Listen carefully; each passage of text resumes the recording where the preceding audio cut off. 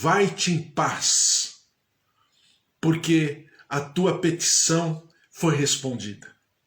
Então é exatamente essa linha de raciocínio escatológico que nós temos que sempre pensar.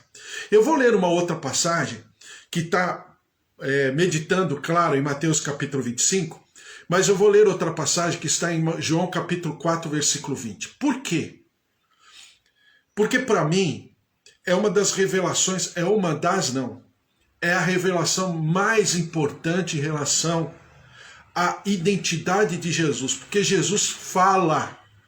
Jesus não fala para os sacerdotes, Jesus não fala para os profetas de maneira literal, ele pouco fala para os seus discípulos de maneira literal aquilo que ele fala para essa mulher. João capítulo 4. Só para você lembrar, essa passagem diz respeito à mulher samaritana, né? Que estava ali, Jesus está indo num horário que não era usual, né? Havia vamos dizer, os protocolos culturais, né? Primeiro, samaritano não se dava com judeu. Por que samaritano não se dava com judeu? Porque samaritano é um povo mesclado, miscigenado entre judeus e outros povos na circunvizinhança. Então os samaritanos não se davam com os judeus, porque para os judeus os samaritanos eram malditos. E por sua vez, os samaritanos não se davam bem com os judeus, por quê? Porque eles eram discriminados. Havia um racismo, né, étnico naquela região. Segunda coisa, Jesus vai naquele poço em horário que não era usual. Por quê? Porque havia um protocolo de convivência. O momento que as mulheres iam para o poço, os homens não iam para o poço. O momento que os homens iam para o poço, as mulheres não iam. Era um protocolo cultural. Então Jesus vai quebrando as regras, uma a uma, né? Por quê? Porque ele vai no poço no momento em que as mulheres vão. Você percebe também uma outra coisa, que aquela mulher, eu vou abrir em João capítulo 4, eu não ia ler, mas vou ler toda a situação só para a gente lembrar, né? Eu gosto de ler a Bíblia e gosto de falar sobre ela na totalidade.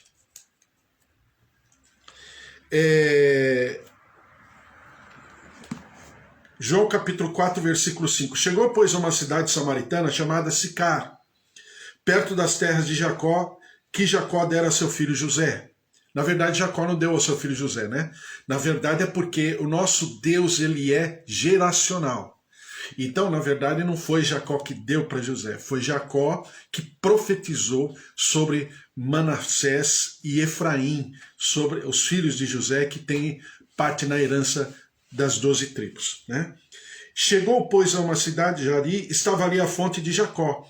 Cansado da viagem, assentara-se Jesus junto à fonte, por volta da hora sexta, sozinho, junto a uma fonte, numa região samaritana, sozinho, judeu, rabino. Então não tinha por qual razão ele estar ali no sentido cultural da época.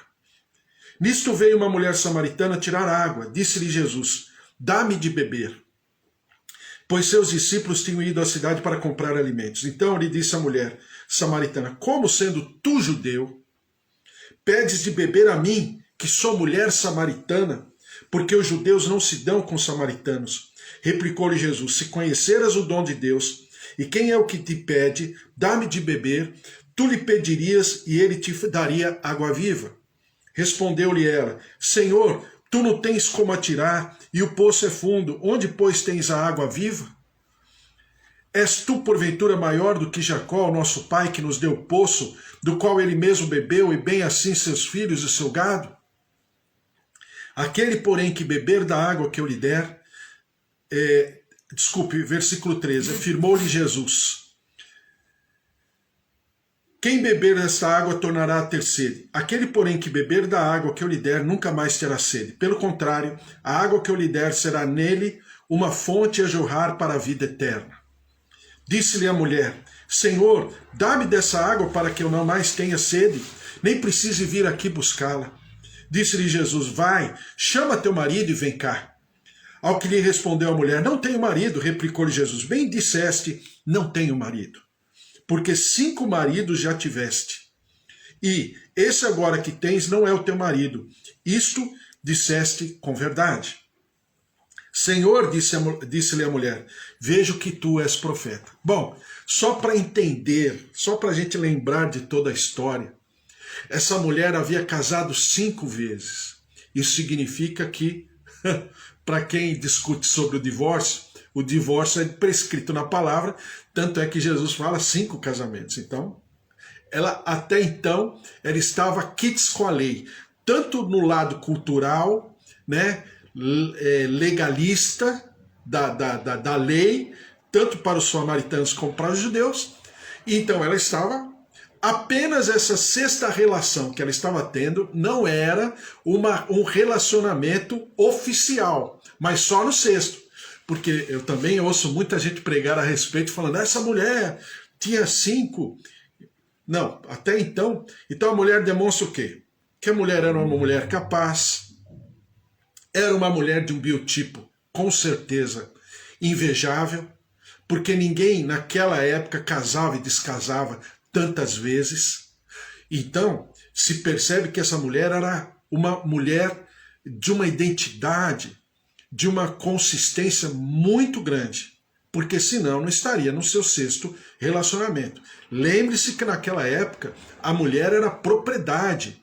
A mulher era trocada como quem se trocava, e até os dias de hoje naquela região, a mulher era trocada por camelos, por pedaços de terra, por animais, por grãos, né?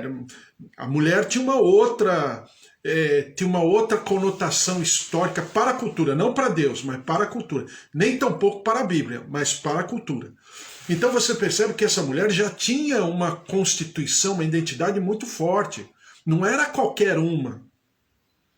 Mas mesmo assim, Jesus conversa com ela e veja como Jesus perscruta todo o seu sentimento na profundidade. É por isso que nenhum de nós temos condição de julgar as pessoas no sentido pessoal. Por quê? Jesus se revela àquela mulher como jamais havia se revelado a qualquer outra pessoa do seu tempo.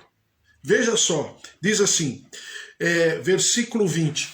Nossos pais adoravam neste monte, vós, entretanto, dizeis que em Jerusalém é o lugar onde se deve adorar. Disse-lhe Jesus: mulher, podes crer-me que a hora vem, quando nem neste monte, nem em Jerusalém, adorareis o Pai.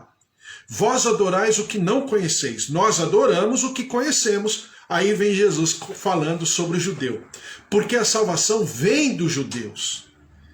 Então a primazia pertence a um povo que rejeita. É verdade. Um povo que por causa da rejeição é substituído. É verdade. Mas a linha de raciocínio, a origem da existência do povo judeu permanece, porque Deus é eterno. Então, lembre-se que nós temos várias escolas depreciando essa condição. Isso aí é pecado, não vem da parte de Deus, porque Deus em nenhum momento rejeitou o povo. Deus substituiu o seu povo, mas em nenhum momento ele rejeitou o povo. Uma coisa é uma coisa, outra coisa é outra coisa. Ah, então é um povo filhinho de papai? Também não. Qual o povo na história da humanidade que mais sofreu durante toda a existência humana? Qual o povo que foi mais perseguido, que até os dias de hoje é perseguido? Qual o povo que é destruído? Qual o povo que fala de paz e jamais viveu a paz? Eu estive lá uma vez.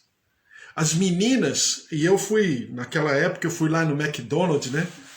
E o McDonald's é o único lugar no mundo que o McDonald's não mistura carne com queijo, né? Porque senão não pode ter McDonald's lá. Porque derivado de leite e derivado de carne não pode se misturar, né? Então, eu estive lá E as meninas de 13, 14 anos, que já vão pro alistamento, né? Para servirem o país, como aqui tem, mas aqui é 1 ano, lá é 3, 4, 5 anos, e elas começam muito cedo.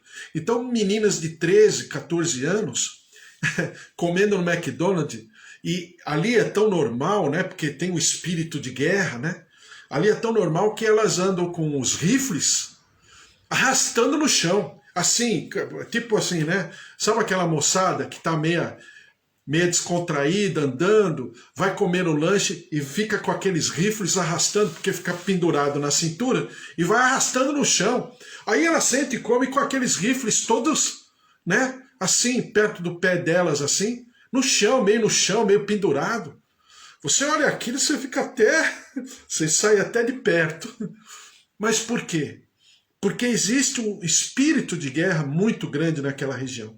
Para você ter uma ideia, se eu não me engano, essa atriz que faz a Mulher Maravilha, né, passaram outro dia na internet aí umas fotos dela, quando ela serviu o exército lá, ela é judia, quando ela serviu o exército lá em Israel, alguns anos atrás, passando ela de rifle e tal, fazendo exercícios de guerra, de combate, né? Então isso é normal lá. E você percebe que em tudo isso, em nenhum momento Deus depreciou aquilo que ele havia prometido aos patriarcas.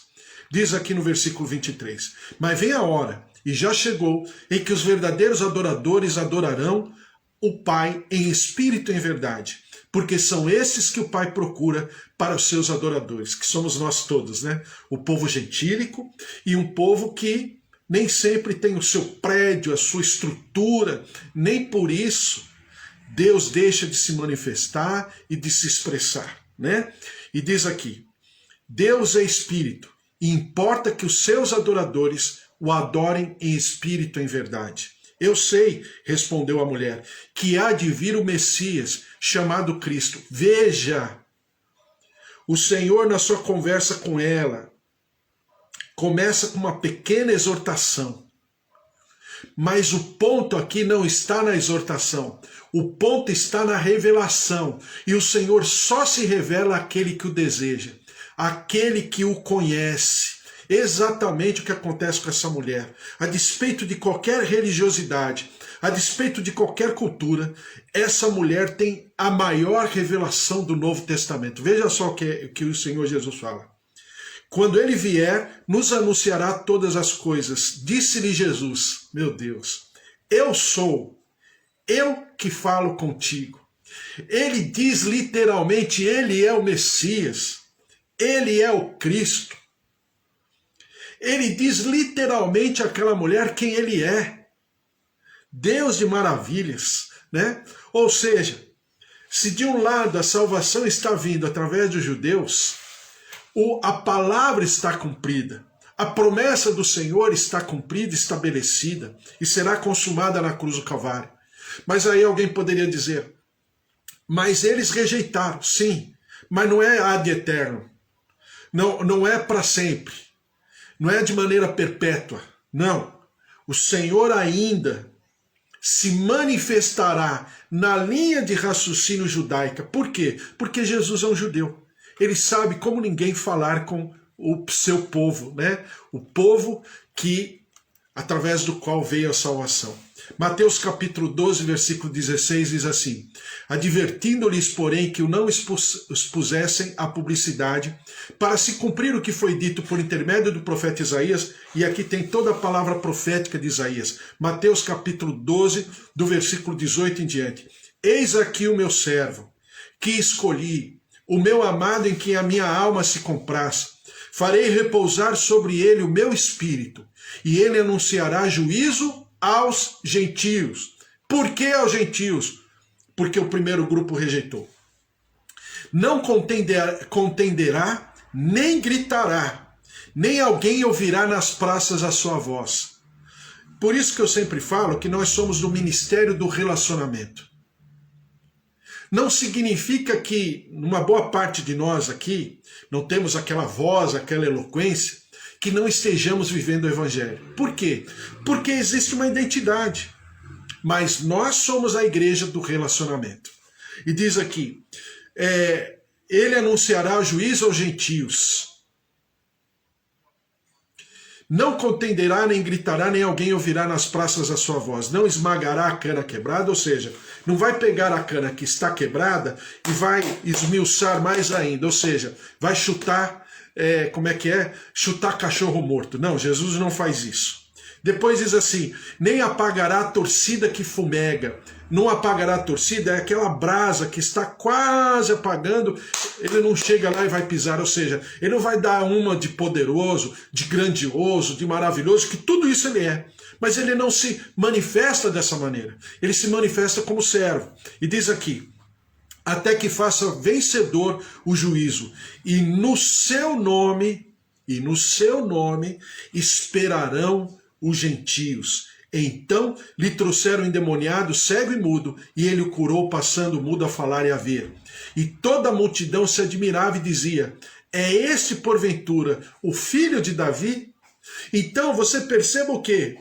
Que é aquilo que eu sempre falo, em todos os grupos existem uma boa parte que não acredita, que é incrédula, dentro de todos os grupos, tanto do povo judaico, como do povo gentílico, tanto do povo da igreja de Deus, mas em todos eles existem os remanescentes. E o Senhor Jesus está principalmente preocupado com todos eles. Daí, ele se dispor a conversar com aquela mulher samaritana a despeito de tudo. Tem até pastor falando a respeito, que o momento de Jesus ali era discutível, né? Porque ele estava judeu, sozinho, com uma mulher, entre aspas, com uma reputação discutível, sozinho com uma mulher conversando, uma mulher samaritana. Até isso eu já ouvi. E não tem nada a ver. Essa mulher samaritana, o Senhor Jesus interpelou a sua vida exatamente porque ela tinha um sentimento.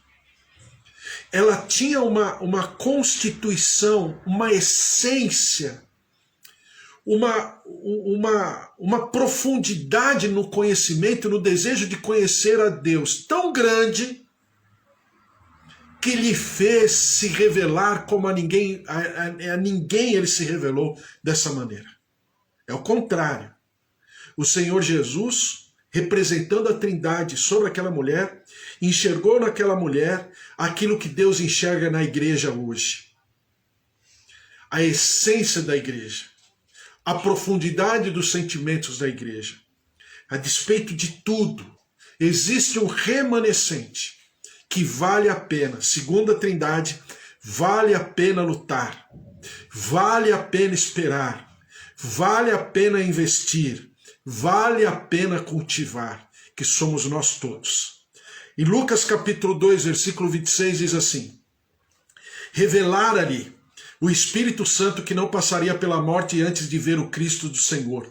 Movido pelo Espírito, foi ao templo e quando os pais trouxeram o menino Jesus para fazerem com ele o que a lei ordenava, Simeão, lá no nascimento de Jesus, Simeão o tomou nos braços, louvou a Deus dizendo, agora, Senhor, podes despedir em paz o teu servo segundo a tua palavra, porque os meus olhos já viram a tua salvação, a qual preparaste diante de todos os povos. Jesus era bebê, estava por ser apresentado no templo, né? Ou seja, mais ou menos no 8º, no 9º dia de nascimento.